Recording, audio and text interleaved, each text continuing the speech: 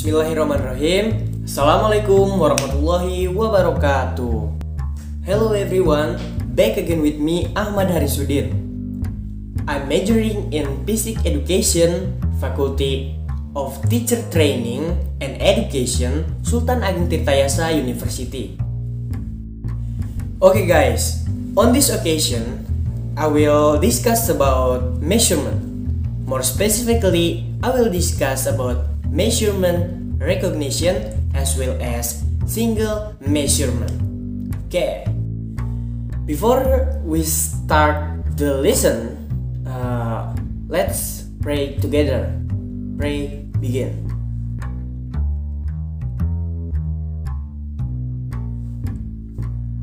I think enough. Okay guys, let's start the lesson. Oke, jadi tadi itu sedikit perkenalan dalam bahasa Inggris. Nah, jadi pada kesempatan kali ini izinkan saya memperkenalkan diri. Nama saya Ahmad Harisudin dari jurusan Pendidikan Fisika Fakultas Keguruan dan Ilmu Pendidikan Universitas Sultan Ageng Tirtayasa. Jadi pada kesempatan kali ini kita akan membahas mengenai pengukuran, di mana lebih spesifiknya tentang pengukuran tunggal dan apa sih pengukuran itu. Nah, jadi mari kita mulai. Kira-kira kertas yang setipis itu bagaimanakah cara mengukur ketebalan kertas tersebut? Baik, kita masuk ke alat ukur panjang. Nah, alat ukur panjang ini terdapat 3 bahkan lebih. Nah, di sini saya akan memperkenalkan 3 alat ukur panjang yang dimana terdapat mistar atau penggaris yang biasa kita kenal dari SD, SMP sampai dengan sekarang ya. Jadi mistar, ada jangka sorong yang kedua, dan juga micrometer screw. Nah, jadi kita langsung bahas yang pertama ya. Jadi mistar atau penggaris. Mistar adalah alat ukur panjang dengan ketelitian sampai dengan 0,1 cm atau 1 mm. Pada pembacaan skala, kedudukan mata pengamat harus tegak lurus dengan mistar yang dibaca. Nah, jadi ketelitian dari si mistar ini guys, yaitu 0,1 cm atau 1 mm. Nah, jadi yang di penggaris itu yang ada yang kayak kecil-kecil itu ketelitiannya gitu. Jadi ketelitian dari si mistar ini yaitu 1 mm atau 0,1 cm. Baik, selanjutnya ada jangka sorong. Jangka sorong dipakai untuk mengukur suatu benda dengan panjang yang kurang dari 1 mm. Nah, skala terkecil atau tingkat ketelitian pengukurannya sampai dengan 0,01 cm atau 0,1 mm.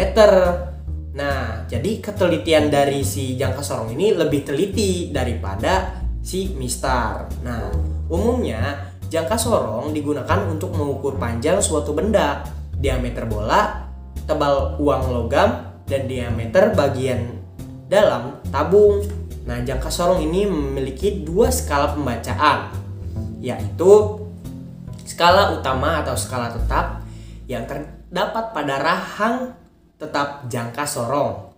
Nah, terus skala nonius yaitu skala yang terdapat pada rahang sorong yang dapat bergeser atau digerakkan. Nah, jadi skala nonius itu yang dapat digerakkannya gitu. Nah, di situ kita bisa membaca dari pembacaan jangka sorong tersebut. Nah, selanjutnya yaitu ada micrometer screw, di mana micrometer screw ini merupakan alat ukur panjang dengan tingkat ketelitian terkecil, yaitu 0,01 mm atau 0,001 cm. Nah, skala terkecil atau skala nonius pada micrometer screw terdapat pada rahang geser atau rahang putar. Nah, sedangkan skala utamanya terdapat pada rahang tetap. Micrometer screw digunakan untuk mengukur diameter benda bundar dan plat yang sangat tipis. Nah, jadi kayak ketebalan sebuah tebal kertas ya. Nah, itu bisa diukur dengan menggunakan micrometer screw. Nah, atau tebal buku lah gitu, atau si bola logam, atau ya pokoknya bola logam, atau yang pokoknya yang tipis-tipis itu bisa diukur menggunakan micrometer screw. Kenapa? Karena micrometer screw merupakan alat ukur panjang yang dimana memiliki tingkat ketelitian yang sangat tinggi, atau jadi dia itu skala noniusnya kecil banget gitu. Jadi ketelitiannya itu sangat tinggi dibandingkan dengan dua alat yang tadi tersebut, teman-teman. Nah, jadi selanjutnya yaitu ada alat ukur massa ya. Nah, yang selanjutnya ada alat ukur massa, yang mana alat ukur massa ini digunakan untuk mengukur massa suatu benda, yaitu dimananya ada neraca. Nah, berdasarkan cara kerjanya dan ketelitiannya, neraca dibedakan menjadi tiga alat, yaitu neraca digital, neraca Ohaus, dan neraca sama lengan. Nah, di mana neraca digital memiliki pengertian yaitu neraca yang bekerja dengan sistem elektronika. Nah, biasanya kita temui itu di pasar, di supermarket, atau Giant atau segala macam lah ya. Nah, jadi dengan tingkat ketelitian hingga 0,001 gram. Nah, teliti banget kan. Nah, selanjutnya yaitu neraca Ohaus, yaitu neraca dengan tingkat ketelitian hingga 0,01 gram.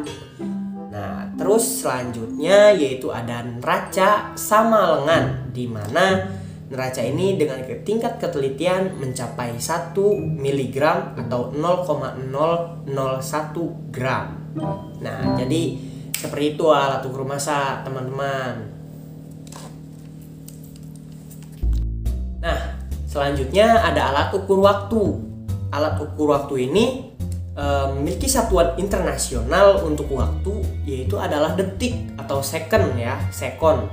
Nah, suatu second standar adalah waktu yang dibutuhkan oleh atom kalsium 133 untuk bergetar sebanyak 9 miliar, pokoknya ya ada nih di sini 9 miliar 192.631.770 kali. Alat yang digunakan untuk mengukur waktu antara lain ada jam matahari, jam dinding, arloji dengan tingkat ketelitian 1 second ya, dan stopwatch dengan tingkat ketelitian 0,1 second.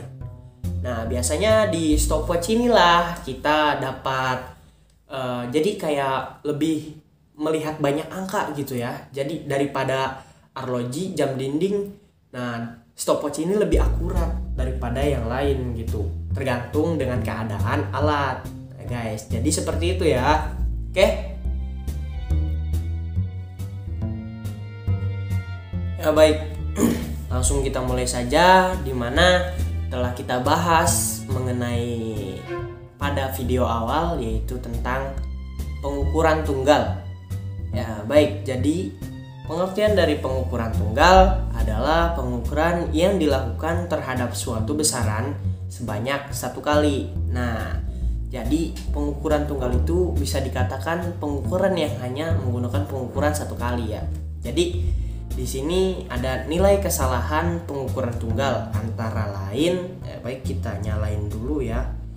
Jadi si lasernya ini, oke kita, atau pen ya, pen aja. Oke, laser atau pen nih. Kita ini aja deh, laser point aja deh. Nah, jadi ada kesalahan mutlak atau ketidakpastian dari ini ya. Jadi ketidakpastian ini dilambangkan dengan delta X, di mana nilai ketidakpastian ini adalah setengahnya dari ketelitian atau NST atau nilai standar terkecil. Nah, lanjut, di mana di sini ada kesalahan relatif yang dimana terdapat KR atau kesalahan relatif sama dengan delta X sama per X. Oke ya. Terus dilanjut dengan persentase kesalahan relatif, yang dimana persen kesalahan relatif sama dengan delta X per X dikalikan dengan 100%. Baik, selanjutnya dikarenakan kita tidak membahas pengukuran berulang, jadi kita hanya sedikit highlight tentang pengukuran berulang ya. Jadi pengukuran berulang adalah pengukuran yang dilakukan terhadap suatu besaran secara langsung untuk mendapatkan akurasi. Nilai kesalahan pengukuran berulang antara lain. Jadi ada kesalahan mutlak yang dimana delta X sama dengan sigma dalam kurung XI atau data pengukuran dalam suatu I dikurangi dengan XR atau rata-rata hasil pengukuran dibagi dengan N. Nah, terus di yang kedua atau B, kesalahan relatif, di mana di sini terdapat KR sama dengan delta X per X, sama C dengan presentasi kesalahan relatif, yaitu persen KR sama dengan delta X per X dikalikan dengan 100%. Nah, sebenarnya di dalam pengukuran berulang ini, kesalahan mutlak ini atau delta X itu bisa dicari dengan 1 per N dikalikan dengan akar dari sigma XI kuadrat dikurangi dengan sigma XI dikuadratkan per N-1. Nah, itu sebenarnya. Jadi di sini mohon maaf ya, tidak dituliskan karena kita hanya membahas mengenai pengukuran tunggal dan bagaimana cara dalam pengukuran tunggal tersebut. Baik, selanjutnya yaitu ada penggunaan jangka sorong. Penggunaan alat ukur. Sebelumnya dalam penggunaan alat ukur ini kalau mistar atau penggaris itu sudah biasa diukur ya, dari semenjak SD, SMP kalian sudah menggunakan, ya insya Allah bisa lah. Tinggal bagaimana kalian dengan ketelitian yang 1 mili itu. Nah, baik, kita mulai dengan alat ukur panjang ya. Jadi kita di sini akan membahas tentang alat ukur panjang, bagaimana cara menggunakan jangka sorong dan juga mikrometer skrup.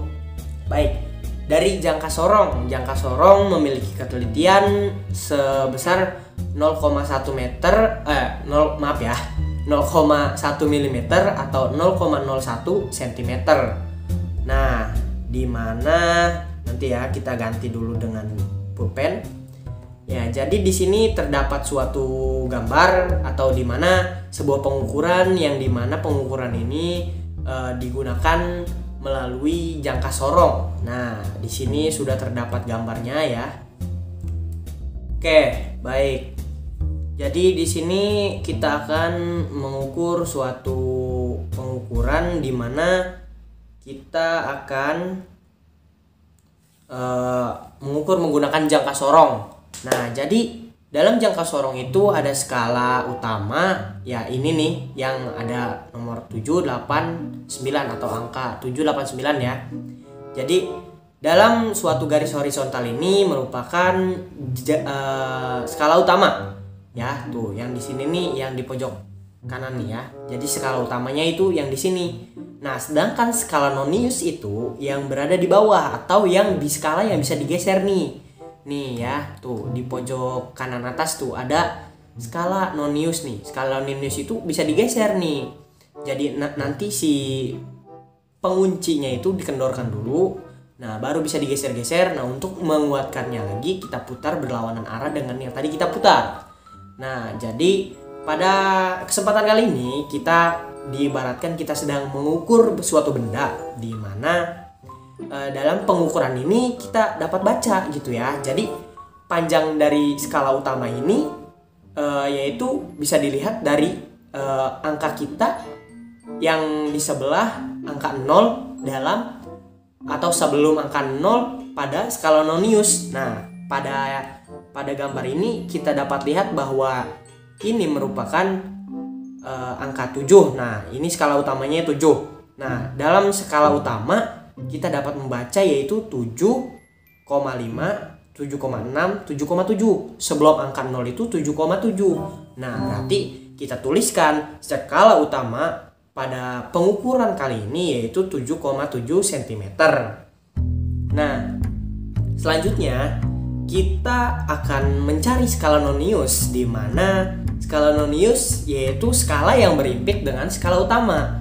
Nah, kita cari nih dalam skala nonius yang di bawah ini skala yang berimpit. Berimpit itu atau sama aja sebanding atau selurus ya. Jadi kalau ibaratkan berimpitan itu jadi tegak lurus gitu dengan skala utama.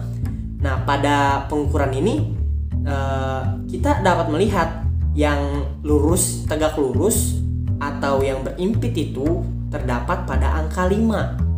Nah, dikarenakan skala nonius dari jangka sorong ini yaitu 0,01 cm, maka dari hasil penglihatan kita yaitu 5, angka 5 berarti kita kalikan dengan skala atau ketelitian, maka itu menghasilkan skala nonius, di mana 5 kali 0,01 cm itu menghasilkan 0,05 cm. Nah, berarti kita dalam pengukuran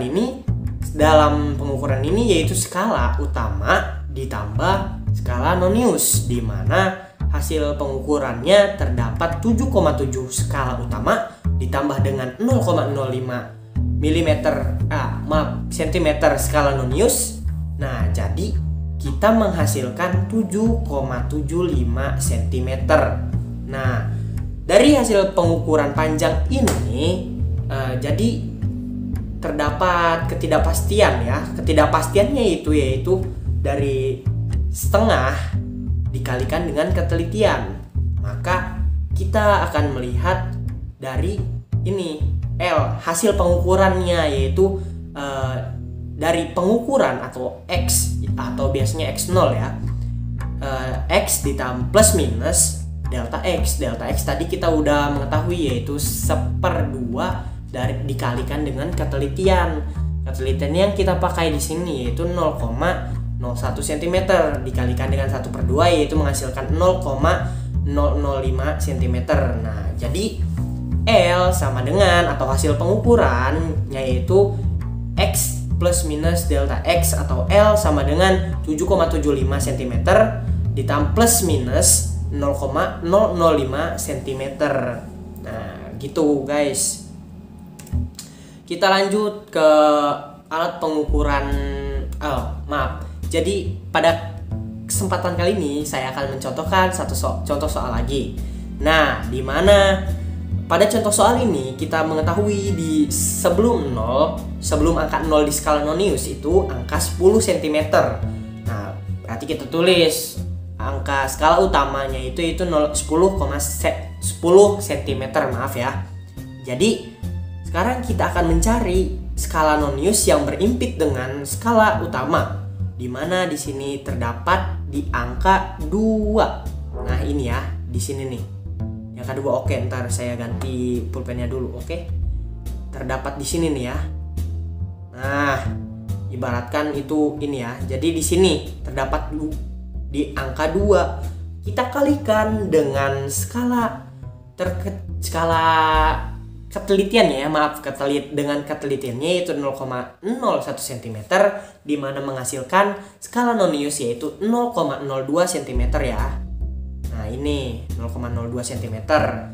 Nah, selanjutnya kita akan menghasilkan dari skala utama ditambah skala nonius yaitu 10,02 cm. Nah, hasil pengukurannya maka L sama dengan X ditambah dengan delta X yaitu 10,02 di plus minus 0,005 cm. Nah, jadi gitu ya. Diingatkan lagi nih, jadi penggunaan jangka sorong itu kita harus melihat dulu nih sebelum 0 itu angkanya berapa gitu. Tadi kan 7,7 ya. Nah, pas sekarang di sini yang dicontoh soal yang kedua itu terdapat angka 10. Nah, dengan ketelitian di si skala nonius ini kita menghasilkan 2 dikalikan dengan ketelitian yaitu 0,02 cm. Gitu guys. Kita lanjut ke penggunaan alat ukur yaitu alat ukur mikrometer skrup, di mana mikrometer skrup adalah alat ukur panjang dengan ketelitian 0,01 mm atau 0,001 cm. Tentunya ini lebih akurat ya, bukan lebih akurat, jadi lebih presisi gitu pengukurannya daripada jangka sorong gitu. Nah baik, kita bisa lihat, nah ini merupakan alat ukur panjang micrometer scope di mana kita menggunakan milimeter ya teman-teman. Jadi kalau sebenarnya ini juga bisa, tapi dalam alatnya itu udah menggunakan skala utamanya itu udah menggunakan milimeter. Nah langsung saja kita lihat cara pengukurannya sebenarnya sama, tapi agak berbeda ya, atau sedikit berbeda. Jadi kalau misalkan jangka sorong itu digerak-gerakin si skala Noniusnya, namun si micrometer scope ini kita putar gitu ya. Oke baik, di sini terdapat, kita lihat bahwa pada garis ini kita mengetahui bahwa terdapat angka 5 atau skala utamanya ini 5 mm. Nah kita mengetahui cara bacanya yaitu garis dari si yang kita putar tadi itu harus sejajar dengan skala utama, yaitu kita mengetahui bahwa di sini ada angka 42 ya. Di sini ada angka 42. Maaf ini soalnya nggak pakai pulpen ini ya. Nah, dari skala utama kita menghasilkan 5 mm. Nah, skala Nonius ini kita kalikan dengan 42, yaitu dikalikan dengan 0,001 mm ya. Maaf ini milimeter harusnya. 0,01 mm. Nah, menghasilkan 0,42 mm.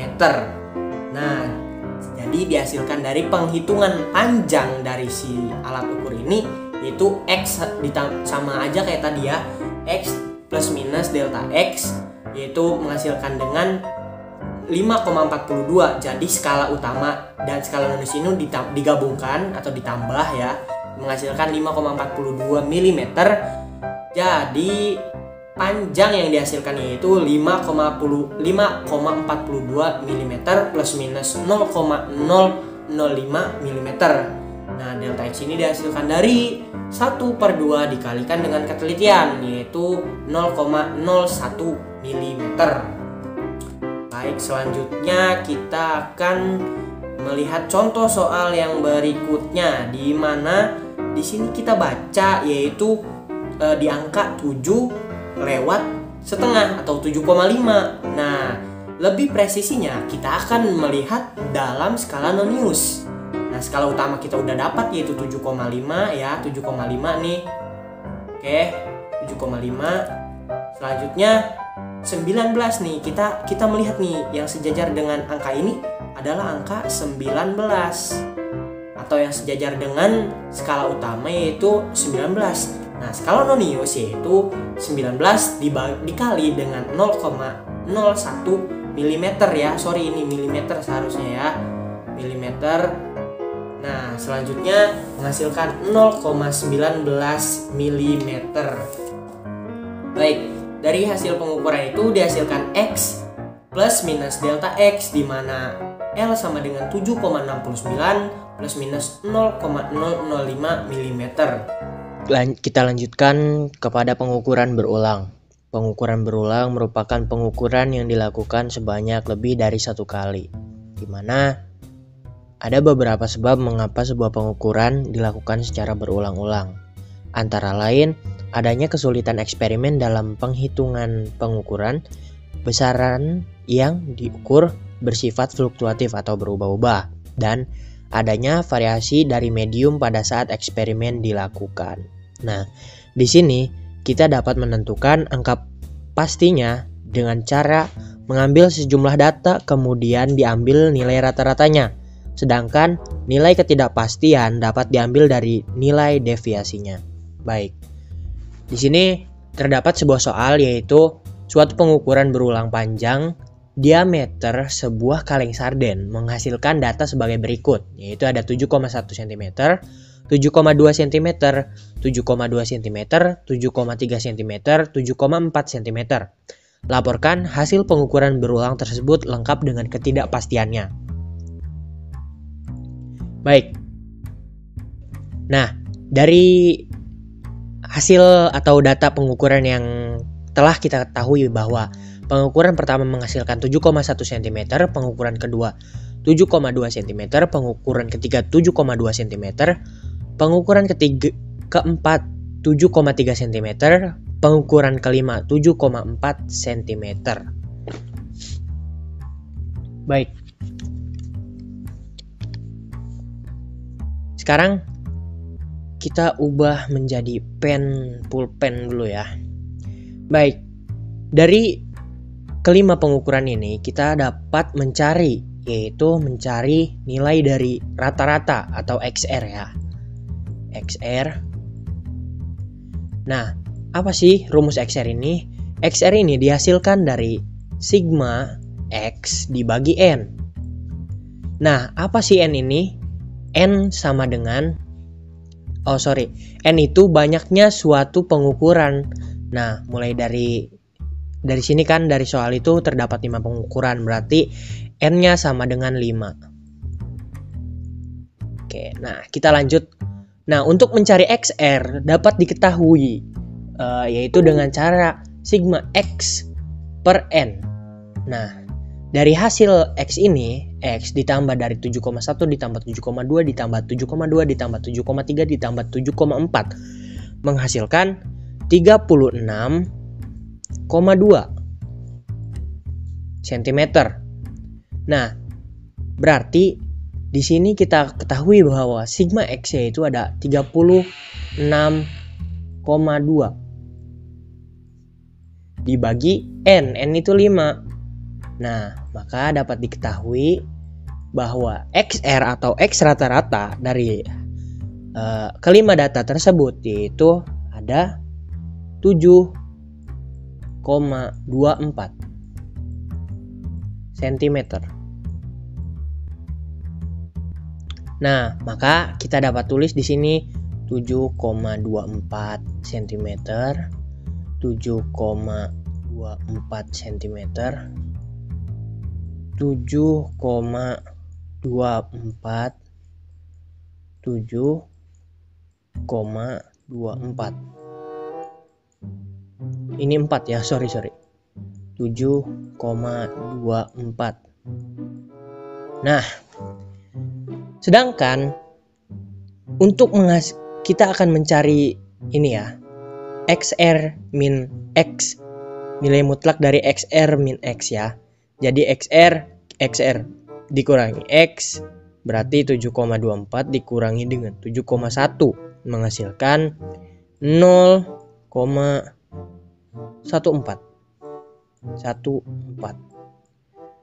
7,24 dikurangi 7,2 menghasilkan 0,02. Sorry, bukan 2 tapi 4. Ya, sorry ya. Dari 7,24 dikurangi 7,2 menghasilkan 0,04 ya, bukan 0,02. Salah itu. Kita lanjut. 7,24 dikurangi 7,3 menghasilkan 0,06.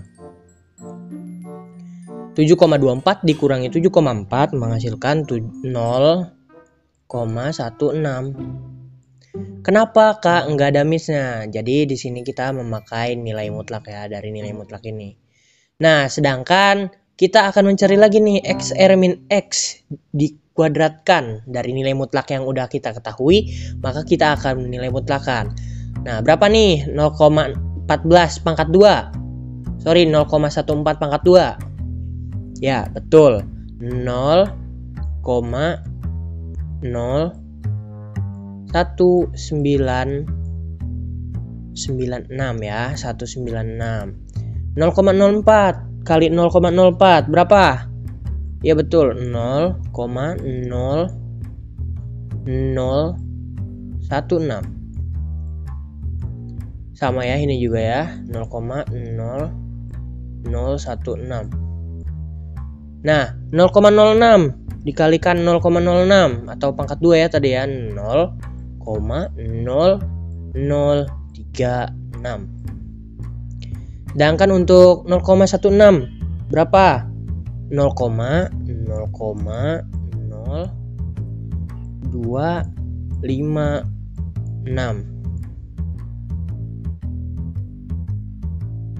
Oke, baik, kita lanjut. Di sini kita akan mencari delta X. Oke, delta X. Nah, apa sih Kak rumus delta X ini? Delta X yaitu memiliki rumus sigma nilai mutlak dari XR min X pangkat 2 dibagi dengan N dikurangi 1. Nah, mana sih sigma XR min X pangkat 2 ini? Tadi kita belum menjumlahkan ya. Nah, jadi dari jumlah ini berapa gitu? Oke, dapat diketahui bahwa jumlah ini tuh ada 0,052. Maka kita dapat mengetahui akar 0,052 dibagi dengan 5 dikurangi dengan 1 sama dengan akar 0,052 dibagi dengan 4. Maka menghasilkan akar 0,013. Maka dihasilkan 0,0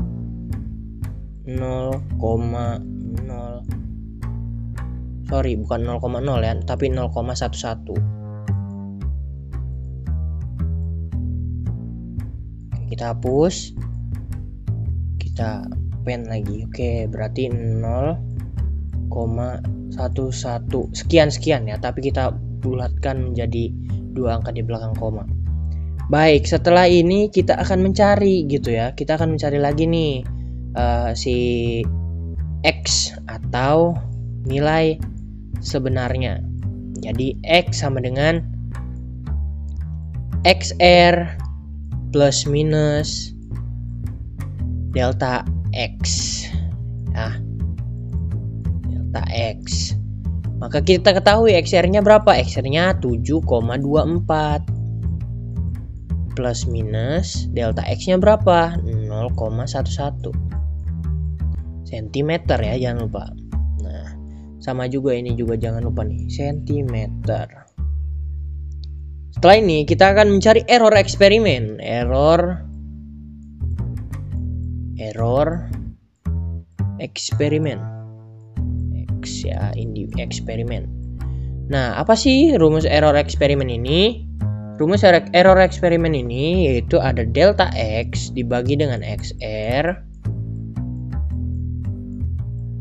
atau X rata-rata dikalikan dengan 100%. Ya, 100%. Nah, delta X kita ketahui 0,11 dibagi dengan XR. XR-nya itu 7,24 dikalikan dengan 100. Ya, dikalikan dengan 100%. Maka dapat kita hasilkan yaitu error eksperimennya yaitu ada 0,015 dikalikan dengan 100%. Maka error eksperimennya yaitu 1,5%. Oke, alright. Mungkin cukup sekian untuk pengukuran berulang. Next, selanjutnya.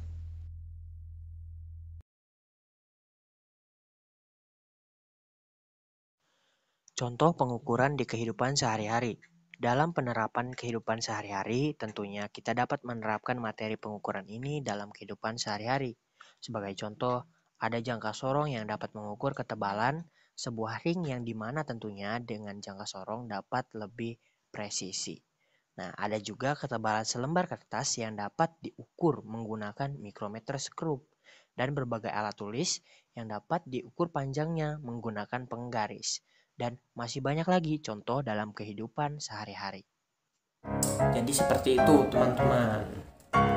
Nah, jadi setelah melihat bagaimana tadi penjelasannya, sekarang saya paparkan berupa latihan soal yang bisa kalian kerjakan dan kalian isi buat pembelajaran di rumah masing-masing.